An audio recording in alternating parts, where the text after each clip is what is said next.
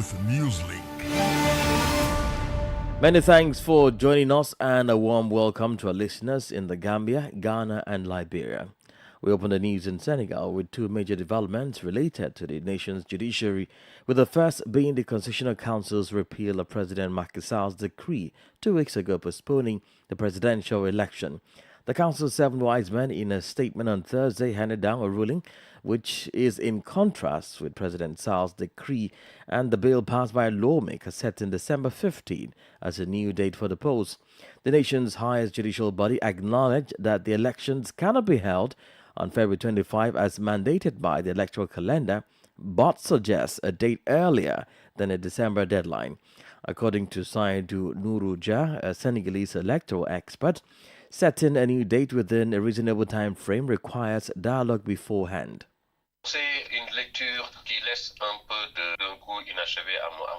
It's a reading that leaves a bit of an unfinished taste in my opinion. The Constitutional Council is outright breaking the decree that approaches the election body, but does not also set a delay for the organization of the election.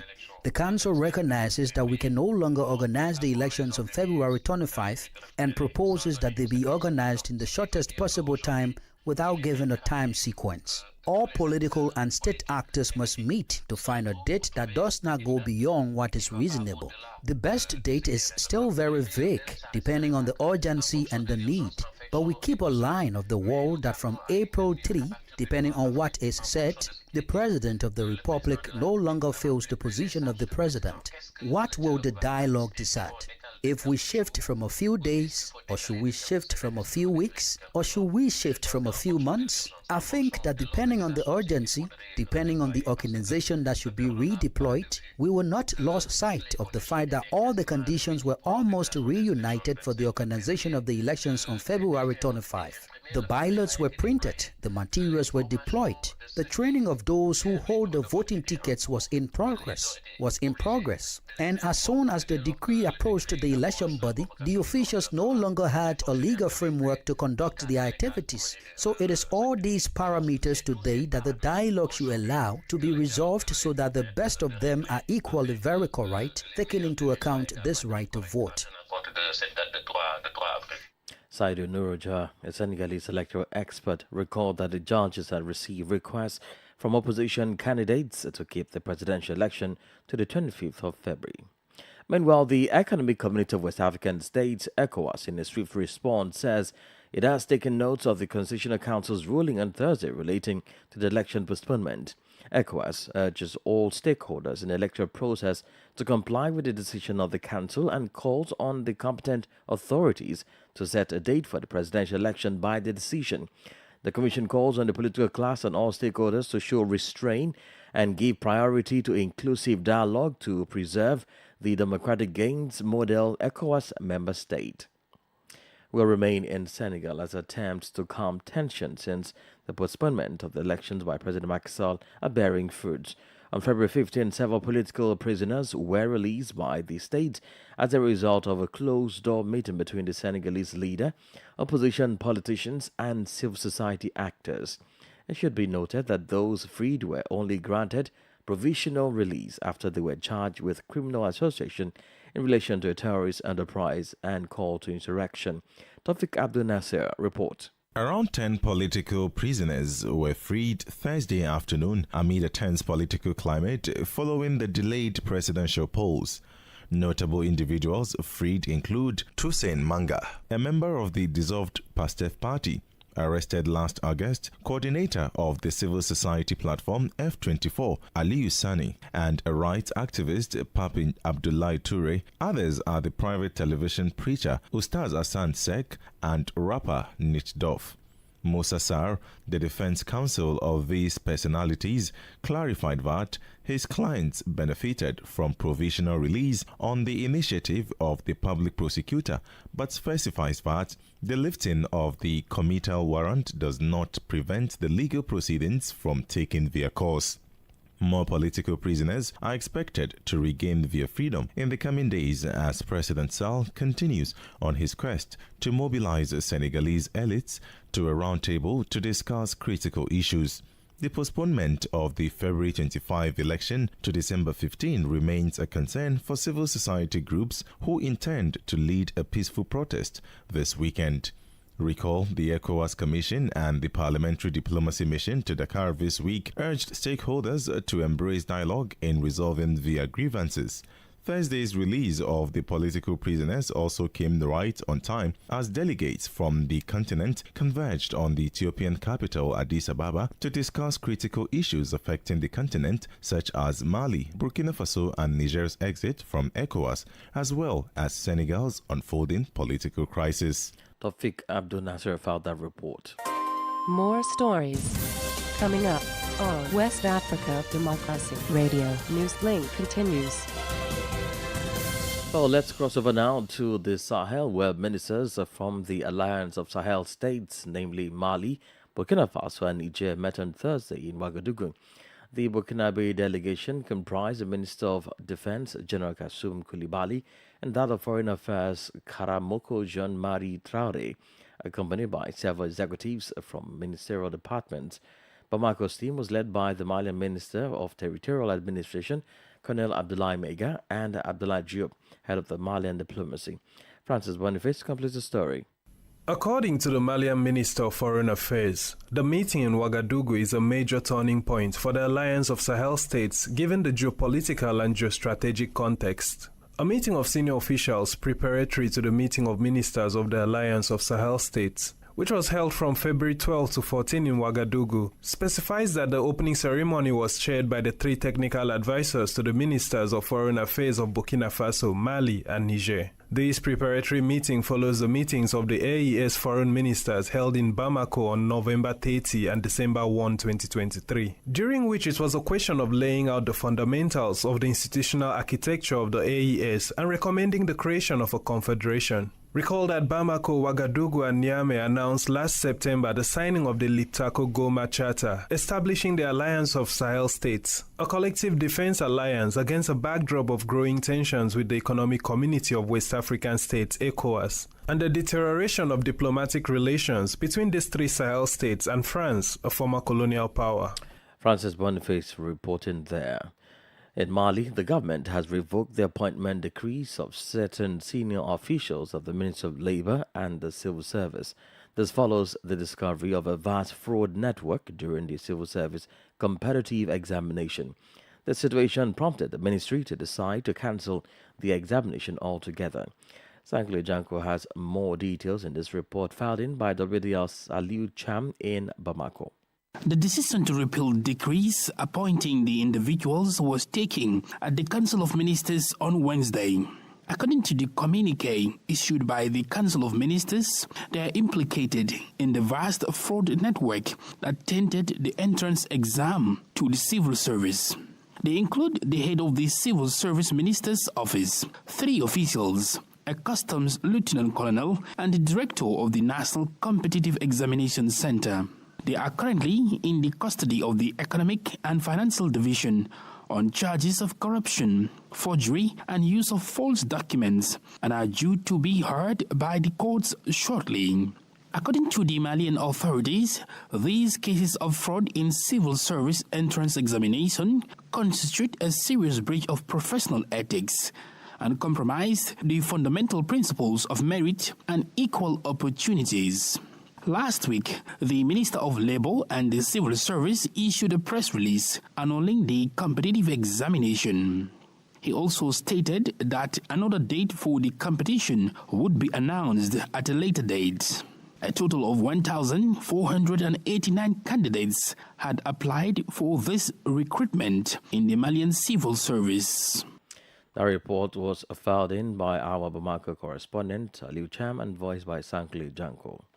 Well, representatives of the Guinean government are currently in Dubai to meet with investors. According to the Ministry of Planning, the purpose of the meeting is to attract as many partners as possible. Against a backdrop of high living costs, Conakry wants to complete a development program worth $3 billion by 2025. Augustine Kohli has the details in this report. The program comprises some 60 projects involving several ministries, including the economy, infrastructure, education, and agriculture. Conakry wants to attract investors, and for economist Bella Barr, the choice of Dubai is no accident. Guinea has been going through a complex economic situation since the main depot caught fire. The state has requisitioned to reserves of primary banks worth almost to $500 million long before the fire broke out. Now, the choice of Dubai is a strategic choice. Dubai today is a business center, so it brings together enough buyers, enough partners, and that's why it's just as an attractive place where projects need to be exposed. For the Guinean economist, the only downside to this initiative by the Guinean authorities is that it will be difficult to convince investors in a context of economic uncertainty. Convincing investors to invest in a country facing several challenges would not be easy, says Bella Barr. In a country where internet access is blocked, where there is no political or social dialogue, and where we are in a transition, a country like Guinea does not need to go to buyers.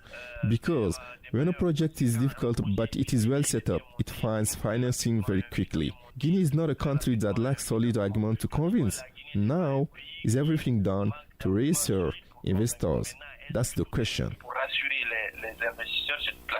According to the Communication Department of the Guinean Ministry of Planning, the Dubai meeting aims to complete the financing of the interim reference program estimated at $12 billion. 70% of this sum is to be disbursed by the Guinean government. Augustine Coley reporting there. Meanwhile, economist and professor of finance at the University of Ghana, Professor Godfred Bokwin, says the first major reshuffle by President Nana Akufo-Addo is of little economic value.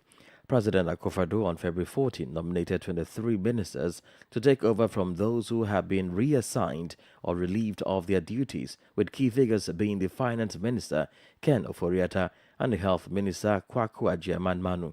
WADR's Accra correspondent Nadine Tete reports. According to Professor Bokwin, the optimal time for President Akufo-Addo to have made these changes was about a year ago, which the president did not do. The finance professor adds that the latest reshuffle, the first major one since Akufo-Addo took office in 2017, is a self-serving gesture aimed at boosting the governing New Patriotic Party's chances in the December 7 polls. What was just recently has very little economic value, And I think Ghanaians should not place premium on it. Why am I saying so? The ultimate goal of this reshuffle is not to improve the lot of Ghanaians. The ultimate goal is to look at how it will position them for 2024 election. It has very little to do with making changes to the economic strategy, which will probably translate to improved standard of living. It has not very little to do with that. He further claims that the current arrangement suggests a parallel leadership by the president and his vice, Dr. Mahmoud Bawumia, which could negatively impact management of the country's economy. If you look at the dynamics surrounding this reshuffle, it's very difficult for the substantive minister to really make a practical innovation within the management of our economy. No, certainly not. The problem is leadership, and you don't fix it this way. If you observe carefully, you can see some kind of a parallel leadership, one from the presidency and then also from the flag bearer of the party, who wants to make changes to assert his influence and demonstrate to Ghanaians that I can be a man of myself. Similarly, Dr. Asante, a senior political scientist at the University of Ghana, also questions the timing of the reshuffle and its effectiveness in yielding positive results. For WADR, Nadine Tete, Accra. You're listening to Newslink on West Africa Democracy Radio 94.9 FM Dakar. Here's a reminder of our top stories. Senegal's Constitutional Council urges early conduct of the presidential poll in its contrasting verdict over the February 25 election postponement. The Malian Transitional Government cancels the recruitment process of over 1,000 civil servants due to malpractice. Representatives of the Guinean government arrive in Dubai to woo investors amid a spiraling economy and challenging social crisis. And still ahead in the news, in Nigeria, President Bola Tinubu and 36 governors agree on the creation of state police to tackle rising security threats We also have the guest interview and sports news. Please stay with us. West Africa Democracy Radio. It's you speaking. Don't forget, we are streaming live on WADR.org, YouTube, and Facebook.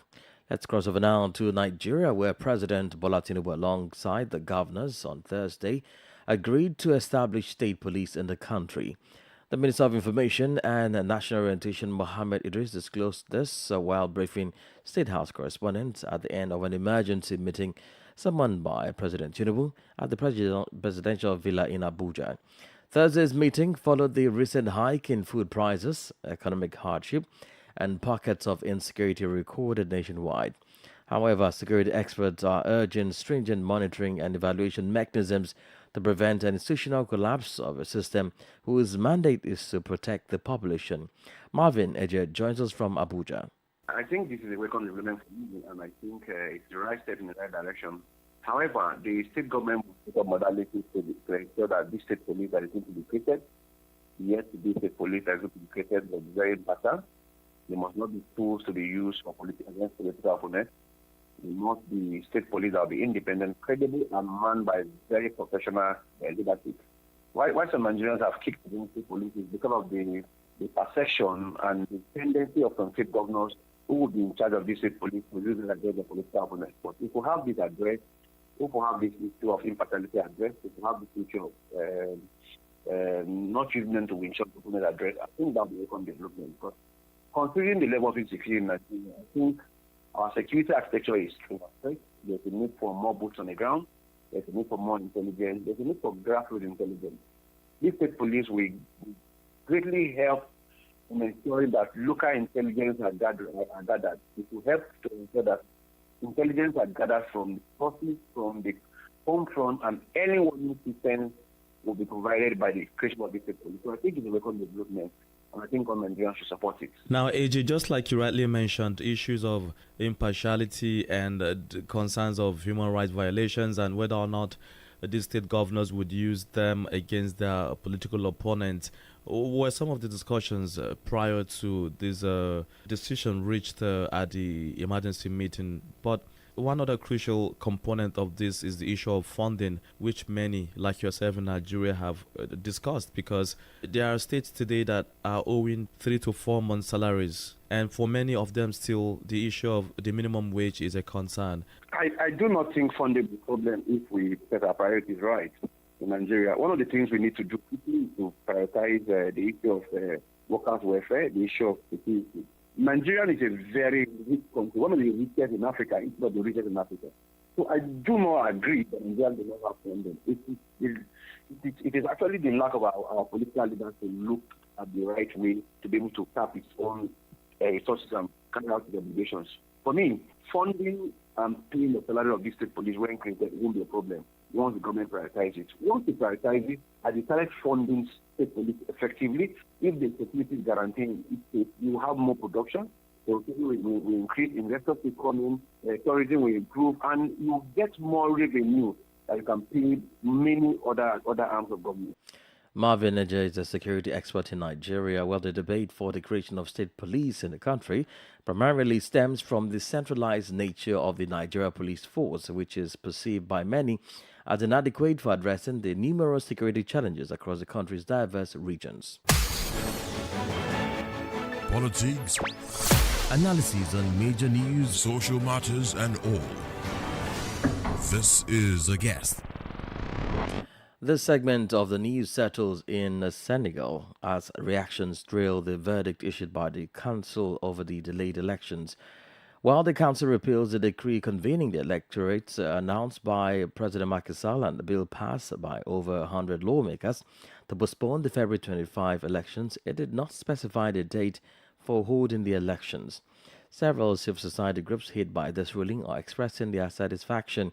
Siade Gassama of the ARSU election platform responds to the ruling, the release of the certain political prisoners, and more.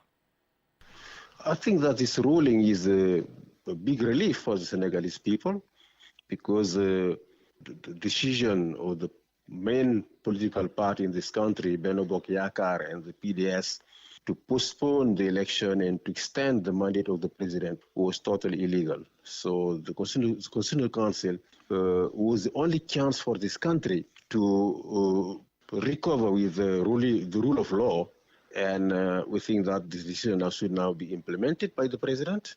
He should now organize the election before the 2nd of April, which is the date that his current mandate will end. If he did not do that, then the Speaker of the Parliament should then take over and organize the election in 3 months type period, which is the period that the Constitution allow him to organize the election. In all cases, we will be having a new president by 30th of June this year.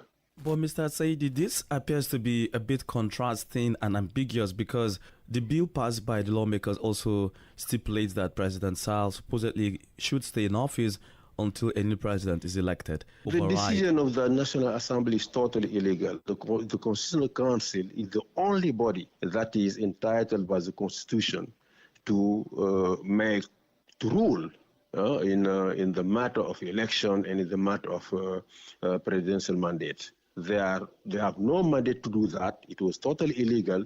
That's why the opposition has introduced this case before the Constitutional Council. By your assessment, do you see any possibility for these elections to be held within the time recommended by the Constitutional Council, given Absolutely, the different by excuses? 30th of June, we should be having a new president in this country. This same week also, efforts and negotiations by people like yourself and your organizations paid off with the release of certain political prisoners. It's a big relief. It's a big relief that all these people are released, and we are expecting more prisoners to be released in the coming days.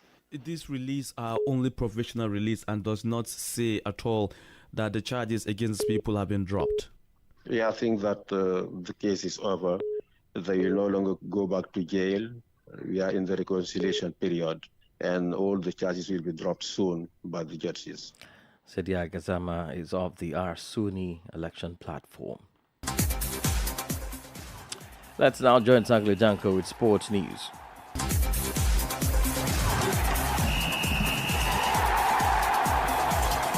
Hello out there, a warm welcome and thank you for joining us. The Ivorian team's stellar performance on home soil saw them climb 10 places to 39th in the world rankings, reflecting their impressive show in the tournament according to CAF official website. The FIFA Men's World Ranking, released just 4 days after the conclusion of the AFCON, highlights significant movements among African sides that participated in the tournament. The latest rankings underscore the impact of recent continental tournaments on the global football landscape, with African teams making significant strides. While there were no changes in the top 10, several nations from CAF Confederation of African Football regions made notable strides. Nigeria, the beating finalist in the Total Energies CAF AFCON, soared up 14 places to 28, demonstrating their strong performance in the tournament. However, it was Angola who made the most significant leap, climbing 24 spots to 93rd after their impressive run in the competition. The rise to the uncharted territory in the rankings by some of the African sides coincided with Senegal's breakthrough, with the Teranga Lions reaching their highest ever position at 17th. Despite their exit in the round of 16 against Cote d'Ivoire, Senegal's strong performance in the AFCON propelled them to new heights. Other teams that show notable improvements include Equatorial Guinea, 79th, up 9 places. South Africa, 58, up 8 places. Cabo Verde, 68, up 8 places. Namibia, 107th, up 8 places. And Mali, 47th, up 4 places. And that's it for sports. It's back to you. And we've come to the end of this edition of Newslink from West Africa Democracy Radio, broadcasting from Dakar, Senegal. Thank you for listening. And many thanks to Christian Mukudi and Maudo Ju for the technical assistance. Well, let's continue the conversation on our social media platforms, X, formerly Twitter, Instagram, WADR News, and Facebook, West Africa Democracy Radio English Service. I am Emo Edit. Good afternoon. And many thanks to you for listening to